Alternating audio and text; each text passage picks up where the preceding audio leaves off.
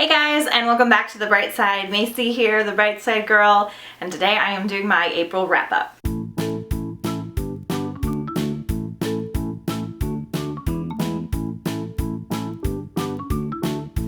Sorry for the overexposed lighting. It is extra sunny today, so we are going to be extra on the bright side for this particular video. I read / listened to 9 books in April, so I'm back on track with my heavy reading and listening, and I'm really excited because I read some really awesome books this month. First up, I want to talk about the final book in the Winter's Curse trilogy. This is The Winter's Kiss. It is the last book in the trilogy. It is a high fantasy, political intrigue, no magic system kind of a world.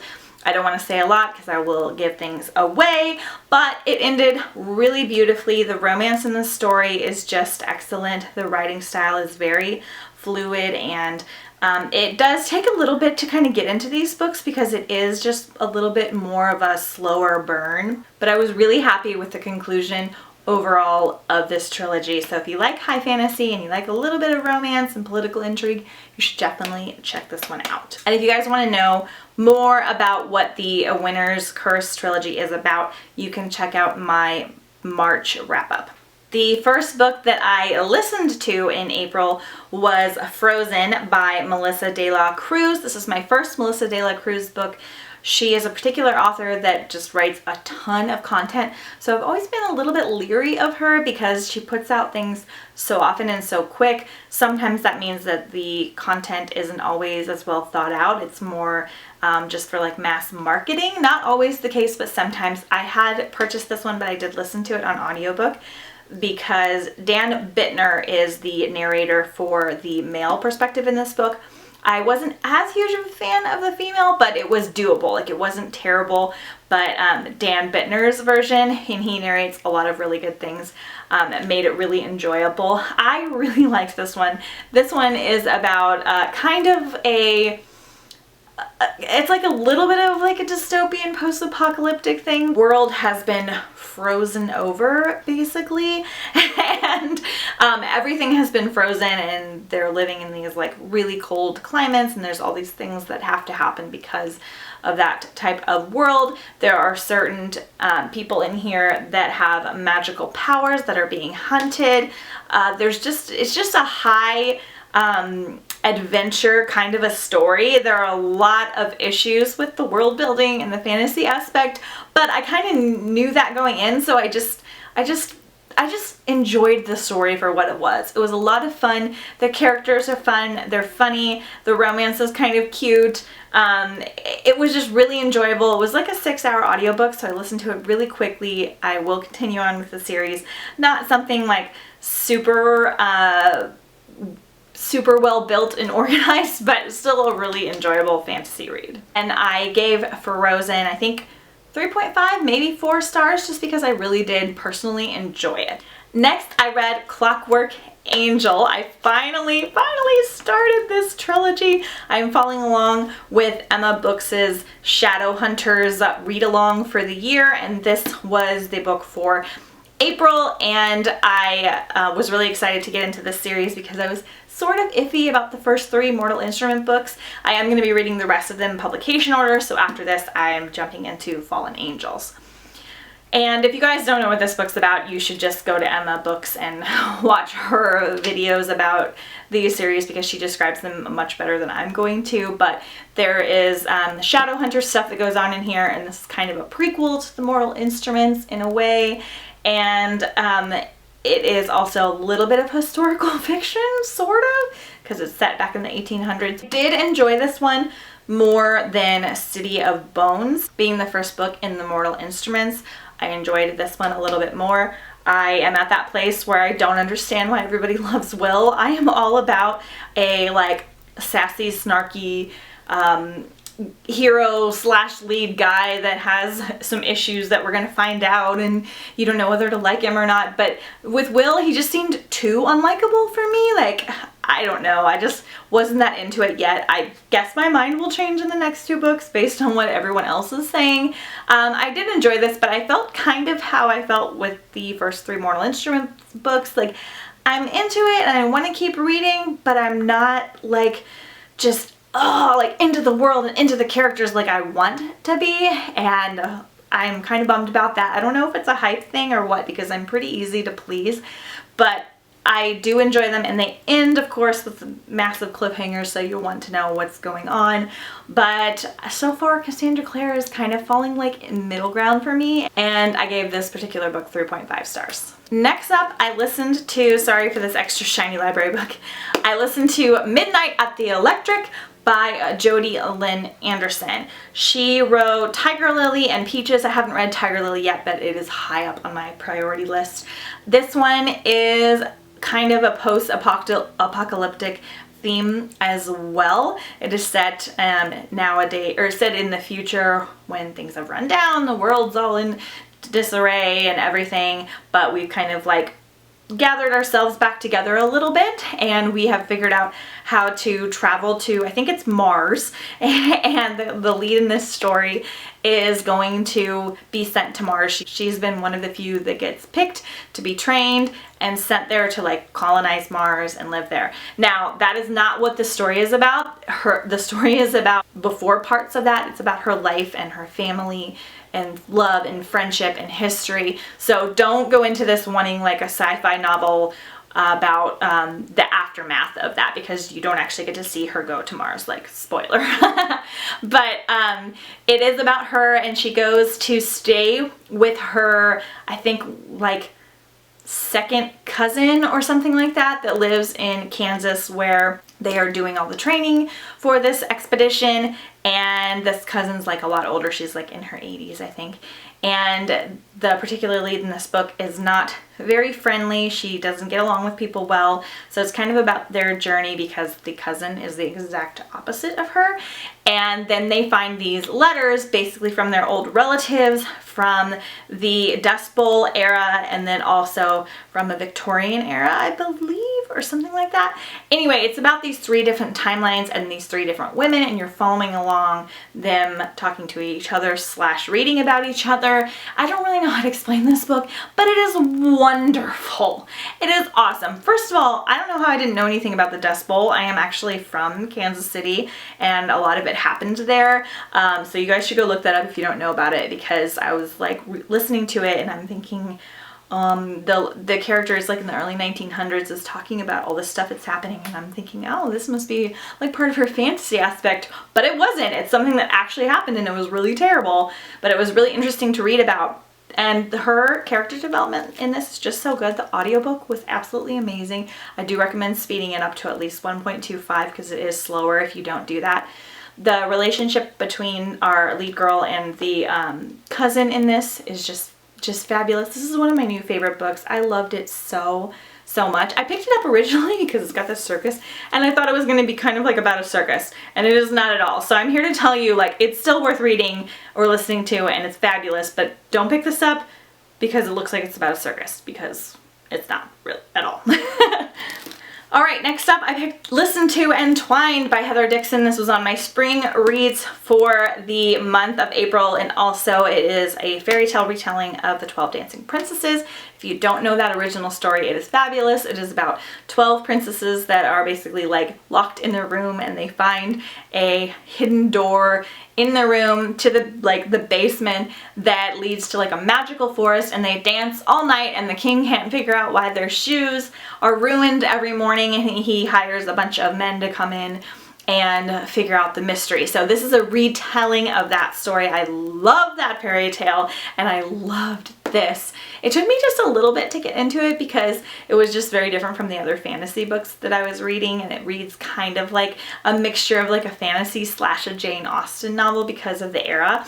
There is a lot of fantasy element, but there's a lot of like sisterly love, and there's a lot of politics from this time period, and just, it's so good. It's so enchanting. I loved it so much. The 12 sisters are just so sweet and they're funny. I was just like cracking up. The narrator for this is really awesome as well, and the men in this story are so fun to read about, and it's very mysterious, and just it will just totally capture your heart if you love like retellings or even just like old-fashioned you know, courting type books. This is really, really great. But it has a mixture of both like their life situation slash the fantasy, so kind of keep that in mind when you're in it. It's got a little bit of a slower moving plot, but it's really, really fabulous. Then I listened to Heartless by Marissa Meyer. I listened to this one because I've listened to all of Marissa Meyer's books on audio, and they are read by Rebecca Soler, and she is absolutely fabulous. She is my all-time like favorite narrator at the moment, and so I wanted to keep going even though this one is not a part of the Lunar Chronicles. This is a retelling of Alice in Wonderland. In a way, it's actually a background story of the Red Queen in Alice in Wonderland. So this starts when she is a young teenager, and it just goes through her life in Wonderland and basically how she wound up becoming so evil, what kind of came about in her life for that to happen. So as a young girl, she is very into baking, and she is very loyal with her friendships, and she loves her family, and I loved it. I loved it so much. It was so amazing. I was like thinking about it afterwards, like actually it's so good. Usually when I listen to a really good audiobook, I want to immediately re-listen, but this one was so good I actually just wanted to pick it up and read it, also because this book is freaking gorgeous. Like the cover's beautiful. This is the naked book. Like, oh my god, it is so pretty, and I just loved it so much. It was heartbreaking and wonderful, and Marissa Meyer is like one of my new favorite authors of all time as well. I'm reading slash listening to all of her books, so I think all I have left is Wires and Nerve, and then I'll be complete in my Marissa Meyer readathon. But I absolutely love this. You will love this if you love fantasy. You will love this if you love Wonderland and Alice. And it was such a nice like nod to Lewis Carroll and his world, and then she just expanded upon it and like went into little backgrounds of things that happened, and I just love it, and I want to talk about it so much. So I might do a separate book talk on this one because I adored it. I loved it. So Heartless by Marissa Meyer got 5 stars from me. Okay, then I listened to Daughter of Smoke and Bone by Laini Taylor. This is one of the fantasy books that has been higher up on my list, and I loved this one too. Oh my gosh, the narrator for this is just as good as Rebecca Soler, and I am so excited to listen to her read other things. She is fabulous, but the writing is also so good in this that you also know it's not just the narrator being fabulous, but it is so fun. So this one is an urban fantasy. It is set in Prague, which I have never read about before, and our lead character is like kind of American, kind of not. I don't want to give anything away, as most people don't really like to give anything away about this. There are angels and monsters in this book, but it is so different than any other angel book out there. It is just so well thought out. The world in this is just so amazing. It is so fabulous. She like really thought it out and planned everything, and it was just, I just couldn't stop. I was just like listening to it, and I'm like, well, why does that happen, and why does this happen, and it was so just magical and lovely. And it's been said that if you don't even like fantasy, you will still love this book. The friendship that Karou, our lead character, has with her friend Susanna is just awesome. It is so awesome to read about. They are hilarious together. It makes you want to go to Prague and eat food and just hang out, but also like kill bad guys, and it is just so good. It's kind of like a good versus evil, but then you kind of got to figure out like who's the bad guy and who isn't, and I don't want to give too much away, but it is wonderful, and it is becoming one of my favorite trilogies of all time. So check out Daughter of Smoke and Bone. This one also got 5 stars from me. All right, 2 more. Okay, so then I read my classic for the month. I read The Secret Garden by Frances Hodgson Burnett. I read this as a kid, I believe, or at least I read like a smaller version of it. I'm not sure, but this is one of my favorite tales from childhood, but I have not read this in years, so I decided to give it a reread since it's springtime. Oh my god, I I love this so much more than I remember loving it. Like, I remembered really loving it, but as an adult, there are so many things in here that you wouldn't pick up on, and it just was awesome. This one, if you don't know what it's about, it is about a young girl that lives in India. She's very, very wealthy, and her family dies, and that's not really a spoiler, and she winds up going to live with her uncle in, I think it's in England, and they have to take care of her, and they're in this creepy, huge house, and her uncle never comes out, and she doesn't have as many servants, and she's completely spoiled rotten, and there are weird sounds in the house, and there's tales of a secret garden that the lady of the manor used to have, and oh my gosh, the friendships in this are so divine, and it is about healing and about how powerful your thoughts are and being like a positive person. Like, it was so ahead of its time. There's like a section in here that I want to read off of it because it was so beautiful that I'll try and do a book talk about it because, oh my gosh, it was so good. I literally, like, several times bawled my eyes out reading this book because I couldn't believe, like, I am all about like the positive thinking and putting good things out into the world, and this book has so much of that inside of it, and it was just, I just couldn't believe it because it's almost 100 years old, and it just blew my mind how many good lessons and things there are in here for like not succumbing to your situations and being a powerful, strong person and believing in yourself, and how what you think on a daily basis affects your life. And there's a chant in here that the kids do to bring magic into their lives, and I've been chanting it every day because I loved it so much.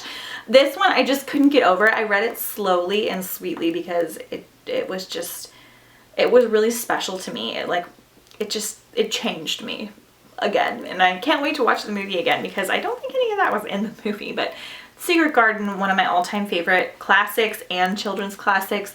Definitely check it out. 5 billion stars from me. Okay, and lastly, I don't have the physical copy because I didn't purchase it and I can't rent it because it's like on hold for forever, is Restore Me by Tahereh Mafi. So I'll put a little picture right here. This is the 4th book in the Shatter Me series now. We've got a break. I think it was like a 5 or 6 year break in between. It wasn't originally going to be a series. It was just going to be a trilogy. She decided to continue on, and I am so glad. Oh my gosh, I can't say a lot because it's the 4th book, but it was amazing and controversial and intense, and it ended and my mind was like exploding. I was like, I need to talk to somebody about this. I read it in like 2 days, and I haven't read a book that fast in a very long time. Now, it was only about 300 pages if you take out some of like the journal entries and some blank pages and things, so it really wasn't very long. But it was one of those books that I got up in the morning and I'd read a little bit, and I'd go to the bathroom and I'd read a little bit, and I just was like taking it with me everywhere because I just had to know. And it wasn't that it was like fast paced or anything like that. I just really loved the characters, and we got to read from Warner's perspective, which I adored. I actually liked it better than Juliet, which I think everyone is saying, and I actually like Juliet. But it was just, I love the characters so much that I just kept wanting to read it, which is just the sign of like a good book. Is it like the best world of all time? No, but her character development is so good. Her writing is really cool. If you love the Shatter Me series, I feel like you might be mad about Restore Me, but you'll still really like it, I think. I hope. I really like it. I cannot wait for the next book. It just like, I don't know, it revamped me after my slow March reading month, and it just made me want to like read all of my old favorite books, made me want to reread Shatter Me all over again. I actually want to reread Restore Me already, but I personally really loved it. It's a beautiful book as well, and it got 5 stars from me. Now, when I give 5 stars, like I used to only give 5 stars if books were like The Hunger Games and Harry Potter, like level good, but I realized if the book just totally captivates me, whether it's because it's an actually like amazingly well written book or whether it's just really fun and I can't stop reading it, that's kind of my 5-star rating range. So kind of take that with a grain of salt. That's the way I rate 5-star books. There really needs to be kind of a different scale, but I don't know. I've been a little bit more free with my 5 stars lately, so just keep that in mind. I loved it. It's one of my favorite books now, so I give 5 stars. Okay, you guys, that is all for my April wrap up. I had a fabulous, fabulous reading month. So many good books, so many 5-star books, so many great audiobooks. Let me know what you guys read in the month of April, and I will see you guys next time on The Bright Side. Bye!